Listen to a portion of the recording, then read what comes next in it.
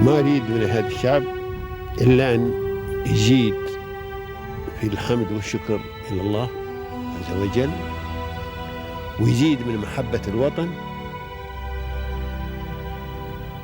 ويزيد من العمل ومضاعفة العمل لما يسعى فيه من خير له وللدولة والأهل. هذا اللي أنا أدوره من الشعب، وربنا إن شاء الله يوفقنا جميعا على ما يحب ويرضى.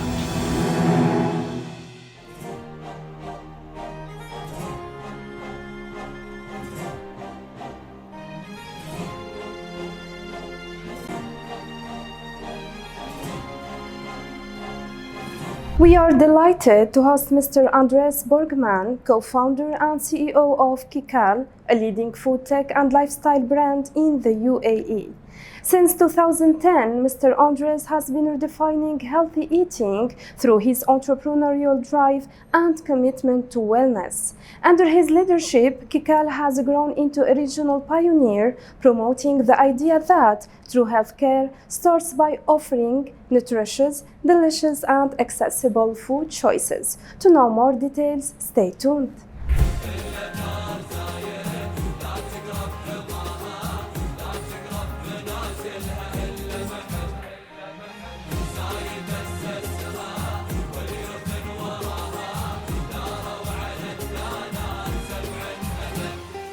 Well, first of all, I believe that the UAE is a very, very unique place in the world that we are in today, that we have 193 nationalities that lives here and all live in harmony. That you can nothing but respect that the environment that we live in has, that the government and the rulers of the UAE have created.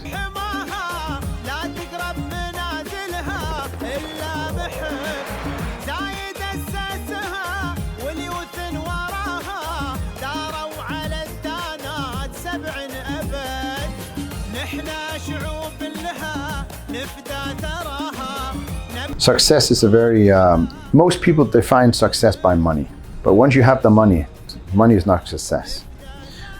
It's a very individual thing.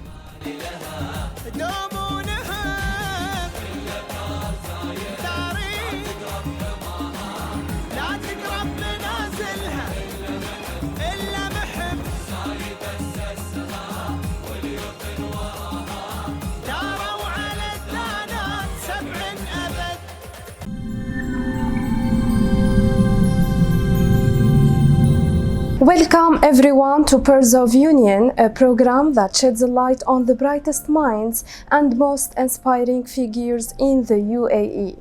In every episode, we dive deep into the journeys of exceptional individuals who turn ambition into achievement and challenges into opportunities. And one of those successful personalities is our special guest for today, and he is Mr. Andreas Borgman, the co-founder and the CEO of Kcal World. Welcome, Mr. and thank you for joining us today. Thank you very much. So please, sir, in the beginning, can you tell us about the key milestones in your professional journey in the fields of healthy food and well-being? Yeah, well, so I'm an entrepreneur. I've always been an entrepreneur. I have spent most of my life building stuff.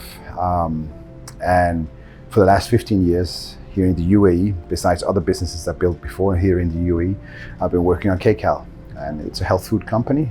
I would call it a lifestyle company. We have several different verticals of businesses, but the most well-known one is Kcal, and that's restaurants and meal plans. Great. So what exceptional experiences have you gained along the way? Well, I think as any entrepreneur growing a business, there are different stages to how you go from having 5 employees, having 10 employees, 50 employees, 100 employees, 200 employees, and so on. And there's different stages to mindset. And I think one of the things that I've learned is that you need to be a continuous learner to make sure that you, as the founder of the business, don't become the problem later on. Because from going from 5 employees to 100 to 200 employees, it's a massive change, because you go from being the person that knows everything, does everything, to being a person that have to delegate and manage the people to make sure that they execute on the decisions of the management. So I think that the greatest learning curve growing a business to 500, 600, 700 people plus is definitely that you need to educate yourself continuously. For me personally, it's been quite a ride, and I think the greatest learning curve is definitely to believe in yourself. As long as you have growth mindset. If you don't have a growth mindset, then you need to figure out how to get it. Mm-hmm. And of course, there were tough moments that you have faced during your career. What were the main challenges and obstacles that you have faced? Well, there are so many that, growing a business is never easy, because there are so many things that you need to learn along the way, especially when you're in an industry. I don't come from a background in F&B, food and beverage. I came from a background of construction, multiple other different sectors of business, but not this. This was a passionate business that's become what it is today. So I would say the most difficult part is properly hiring the right people, because a business is not built by one person or two people. It's built by a team. I call it collective intelligence. So you hire people that gets inspired by your mission and vision. And I think hiring the right people have always been a problem. Obviously, when you grow with the business, you learn to understand what attributes and what know-how people need to have to help you with your strategy and your vision. Mm-hmm. So the problems were about how to choose the right persons who work with you, and also about to discover and enter new field. That is a strange field for you in the beginning. Oh, definitely. When we first entered into this field, it was a horror show. It was I had no idea about it, but luckily I'm a good fan of YouTube and Google. So you Google yourself and learn along the way, and we managed to hire. I'm very proud. The first 3 people we hired, they're still with us.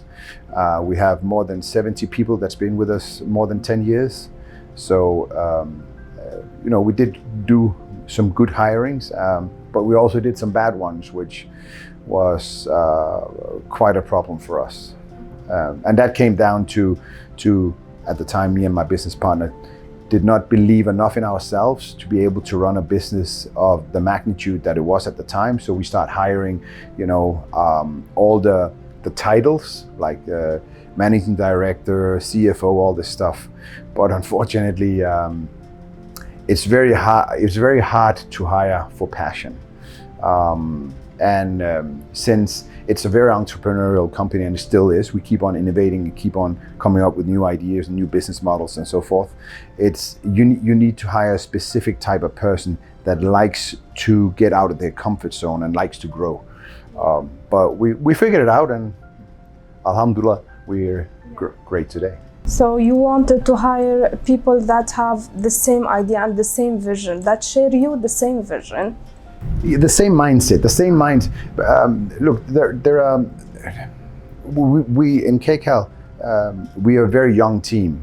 So I'm probably the second oldest in the office, and we're about 120 people in this office. And hiring people that are very senior comes with problems of their own. Like, for instance, the mindset is that, no, this is how I've built and helped build businesses before, so this is how we should do it. But every business is different. Like business, the culture and so on is like a living organism. It changes depending on the people. So if you place your faith in people with a great CV that comes from some kind of background like a Mars or one of the big companies, right? You think that person can really take my business to the next level. The problem with these people is that they have their own flaws. They have their own way of doing things. And when you're an entrepreneurial business that's grown quite rapidly, things change all the time. So they can actually, even though they might be wise, but they're wise on non-entrepreneurial ways of doing things. This was one of the mistakes that we made, but obviously we rectified it. Hiring is if you can hire A players that matches your mindset and have abilities to do things that you're not good at or you don't like doing it, that's a much easier road to success. Yeah, hiring is a difficult task actually. Yeah. So who have supported you along the way? Who stood by your side and believed in you and in your capacities? So first of all, I think the environment that we live in here in Dubai is very entrepreneurial. As you can see, the country, how it's grown. I've been here almost 20 years and I've seen everything that's gone on and how the vision from the leaders of the country, it inspires people. It transcends into entrepreneurs like me and other entrepreneurs. And I would say probably the backbone of Dubai is entrepreneurship. So the environment inspires you. The environment that the government has created around Dubai, that nothing is impossible, right? I mean, the story tells itself. You know, Dubai, very small, not much to what it is today, where everybody wants to be here. It's a very inspirational, and that kind of leads you into, well, if they can do it, why can't I? I don't have any significant education. I'm a continuous learner. I learn every day. I think so. Mentors, the environment, everything around this country just gives you that kind of course I can do it, you know? Absolutely. The UAE provides a unique environment for entrepreneurs. So, sir, as you know that every successful venture starts with a clear vision and a strong foundation. So how was Kcal founded and what vision led to its establishment? Well, you're right. Every business starts with a vision and mission and a drive and so on.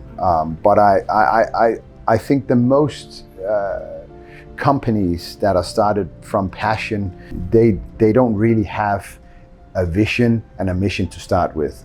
Neither do we. I actually didn't even know what a vision and mission was. I had to start, okay, we need to make this and make a statement. It's only as we have grown the business, we've come in to understand how important it is to have a vision of where we're going, and where we are today. It's all about how do we create a better life for people, give them the opportunity to understand that food is what makes us, stay alive, right? And if you eat good food, you feel great and better, focused, and there are so many things, right? We call it true healthcare. Prevention is better than cure, and the mission, which gets us there, is to continue to innovate, continue to create a menu and recipes that inspires people to eat healthy food or balanced meals. There's different levels of health in terms of what Kcal. It's kind of Paleolithic diet, which is a kind of a low carb diet, very balanced. I am very pro of lots of vegetables. If you have a plate, half of it is green, 1/4 is protein, 1/8 fat, 1/8 carb. If you eat like that, it satisfies the needs of 85% of all people, and that's what we go by. So the mission is to keep innovating, create food that tastes great, and as much as possible, create the wow factor with people that say, wow, I did not expect it to taste that nice. I'm going to continue this. If Kcal can change people's minds, say, you know what, I like this healthy stuff. It's good. It makes me feel great. Then our job is done. So we talk about lifestyle innovation. Yeah. But sir, how do you meet the specific needs of your customers? So we have a whole bunch of nutritionists here. We have 10 nutritionists here. they have an ethos of how we do stuff here.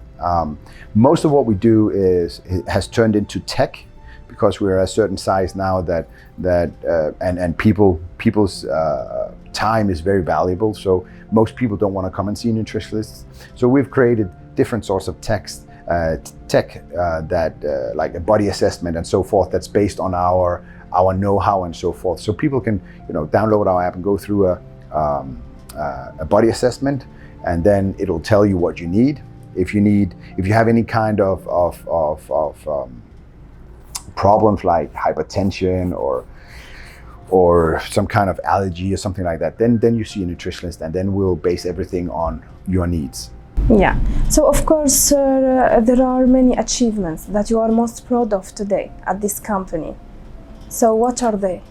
What I'm most proud of is probably that we have managed to have people employed for more than 10 years and still going strong, and they have grown with the company. So the first 3 employees are with us, and obviously they went from being not very well paid at the time, paid as we could afford, but now very well paid. They have built beautiful houses in their home countries and so on. But being able to create a workplace where people enjoy and people grow. Here in the head office, I have multiple of my HODs, head of department, that want to become entrepreneurs because they think, whoa, we can do this. A players, and that really makes me happy to see that the environment can inspire other people to move on and possibly create something of their own. I actually have one of my HODs that did venture out and building his own business, and he called me about 8 months later and say, Andreas, it didn't go as planned. Do you have a job for me? I say, you know what? You're an A player, man. Come back to the company, we'll figure something out. And he's here now, and he's gonna go and do his own business again, but now he's kind of like, it was like whoa, this is crazy. All the people and all that, I couldn't make it work, and but now he's back here and learning his, growing his abilities again, which is really cool. So they are your wealth. Pardon? Well, your wealth. My wealth? Yeah. They are my wealth? Yeah, you could say that. Yeah, sure. Treasure. They definitely treasure, for sure. I mean, working with people that inspire you is very, I wake up at sometimes at 5, sometimes at 6 in the morning. I'm the first one in the office. And then you see other people start coming in. So I used to be the first one in the office. Now they're all here before I come, which is cool, right? I never asked them to, but they just, it's kind of like, of course, they want to beat the traffic, and we don't expect them to stay longer. So they have the hours. So yeah, the staff is definitely, the colleagues, definitely the treasure of the business, for sure. Whether it's in the outlets or the drivers or all the people in the kitchen or the head office. We have another office upstairs as well. Definitely. And if you create a good culture where people are respected, whether they're one nationality, another nationality, it's really cool to learn. And this is also one of the cool things about Dubai, is there are so many different nationalities, right?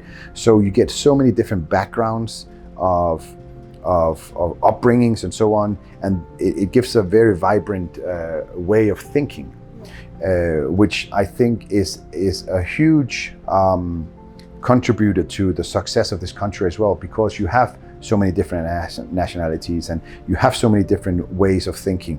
And if everybody thinks alike, then the success story will be very limited. But if you have so many different kind of mindsets that think slightly different, then you can come up with some great ideas. Absolutely. So growth and expansion require well-planned strategies and a long-term perspective. So what are your plans for the future of the company?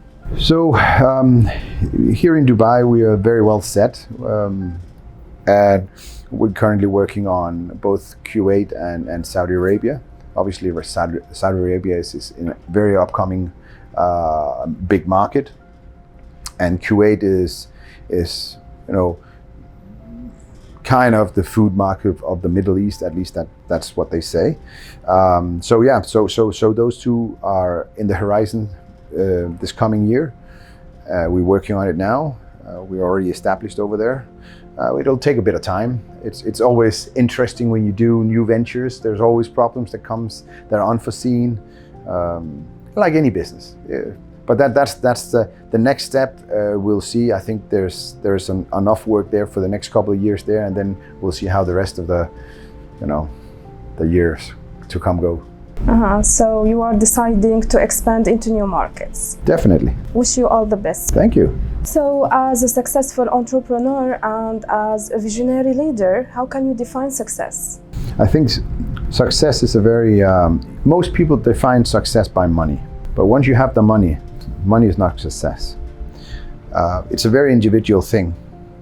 For me, success is having healthy kids, having a strong and happy wife, living a good life. Success for me is waking up, wanting to do something different, like coming to the office, working with cool people. That to me is success. But it's it's an individual thing. It all depends on, again, it depends on your life journey. I've been in many places and experienced many things, and throughout my time of life, my success, what I believe is success, has changed. Go 20 years back, it was money. Then it changed. Now that I have 3 kids, it's my kids and my wife, and adventures. And then, of course, because I spend so much time at work, enjoying coming to work, enjoying working with people that inspire me. So this is all about to enjoy the journey. Definitely. Life is a journey. It's not a destination, right? Absolutely. No, sir, what words of encouragement or guidance you would like to convey through our episode to young entrepreneurs and to the new generation? Well, I think one of the most important things is that if you're passionate enough to build a business and you have the determination, that's the key ingredient here. And how do you find that? Well, what inspires you? But I believe one of the most important things as an entrepreneur is that you continuously learn, whether it's about management of people, or it's about reading a P&L, or it's about marketing and sales. Continuous learning is extremely important, because without that, you can start the business, and if you don't grow, you become the problem. So continuous learning, and then make sure your ego, you hang it at the door, because egos in business don't really work, because people don't like working with egos. I'm talking about employing people. People like respect, empathy, and friendly bosses. Thank you for your motivation message and for your inspiring advice. The UAE has for sure contributed to your success story. So what is your appreciation message you would like to convey through our episode to the UAE and its rulers? Well, first of all, I believe that the UAE is a very, very unique place in the world that we are in today, that we have 193 nationalities that lives here and all live in harmony. That you can nothing but respect that the environment that we live in that the government and the rulers of the UAE have created. And this inspires people like me and other entrepreneurs, because the acceptance of differences is really what creates something unique. So the environment here is very special for everybody that lives here. And I want to thank everybody for that. Thank you so much, sir, for this inspiring meeting and for these details. It was my pleasure talking with you today. Wish you all the best. Thank you very much. Dear audience, this is the end of our episode. Watch us next week. Goodbye.